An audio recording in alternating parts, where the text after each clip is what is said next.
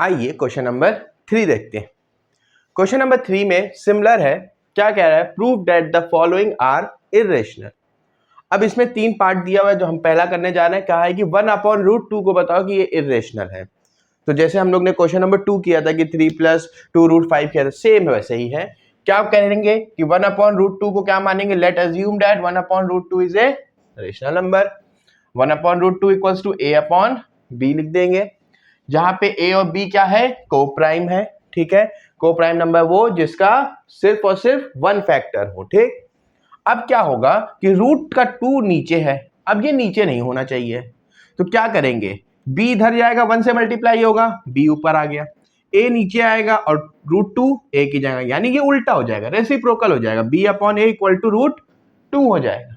ठीक, अब हमने को क्या करना होता है, एक तरफ इर्रेशनल नंबर करना होता है, एक तरफ रेशनल नंबर करना होता है, और वो चीज कभी इक्वल नहीं होती। याद रखिएगा कि इर्रेशनल नंबर कभी भी रेशनल नंबर के इक्वल नहीं होगा।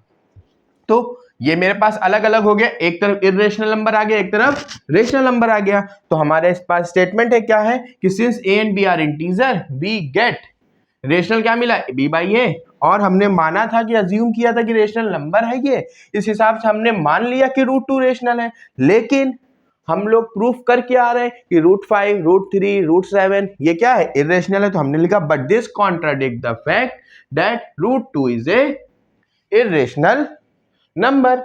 देयरफॉर जो हमारी अजम्पशन थी कि 1/√2 रेशनल नंबर है, वो क्या होती है, गलत, और 1/√2 क्या है, एक इर्रेशनल नंबर है। आइए इसके सेकंड पार्ट पे चलते हैं। सेकंड पार्ट क्या कह रहा है कि prove that the 7√5 is irrational number.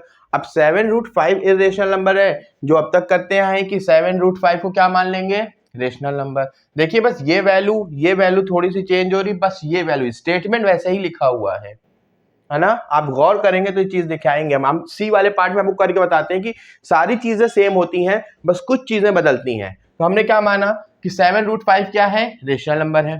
Rational number है तो 7√5 a/b के इक्वल हो जाएगा। हमें इर्रेशनल नंबर यानी √5 वाले नंबर को एक साइड रखना है और बाकी सबको उधर भेजना है। तो 7√5 के साथ क्या कर रहा है, मल्टीप्लाई, इधर जाएगा डिवाइड, तो हमारे पास ये आ गया।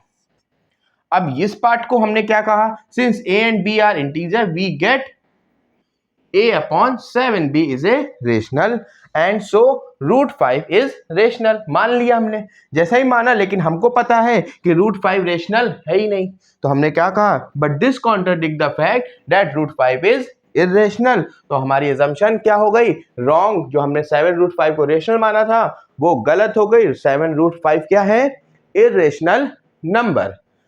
समझ में आया। इसी बात पे आइए सी वाला भी देखते हैं। सी पार्ट क्या कह रहा है आपसे। अब देखिए इसमें करना क्या होता है, बेसिक चीजें सेम रहेंगी। देखिए सी पार्ट क्या कह रहा है, 6 + √2, 6 + √2, ये है 7। सी पार्ट, अब जहां जहां नंबर जो हमने किया है, देखिए हम बस उसको हटा रहे हैं, जो सॉल्व वाला पार्ट है। इससे आपको आइडिया भी हो जाएगा कि कुछ चीजें सेम ही रहती हैं, बार बार बदलती नहीं है। देखिए इतनी चीजें सेम रहेंगी कि late assume that 6 + √2 is a rational number. अब क्या करेंगे, 6 + √2 इक्वल्स टू a/b लिख देंगे। तो √2 इक्वल्स टू a/b -6। एलसीएम ले लीजिए, एलसीएम कितना आ जाएगा इसका, √2 इक्वल्स टू b आ जाएगा, यानी a -6b आ जाएगा। ये हो गया, खत्म। इर्रेशनल नंबर एक साइड आ गया, रेशनल नंबर एक साइड आ गया।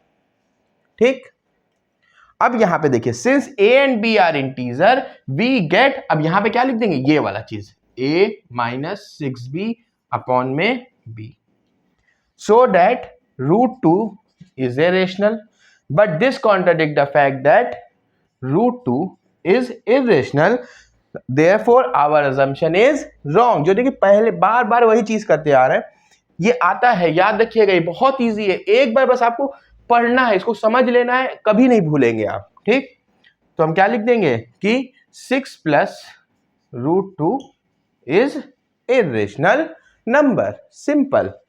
सेम चीज बार बार हुई है, तो हम लोग की एक्सरसाइज 1.2 ये कंप्लीट होती है। इसके बाद हम लोग चैप्टर 2 पे चलेंगे। अगर आपको ये वीडियो अच्छी लगी तो समझ में आई, कॉन्सेप्ट समझ में आ रहा है, तो इस वीडियो को लाइक करो और अपने दोस्तों के साथ शेयर करो। Till then take care.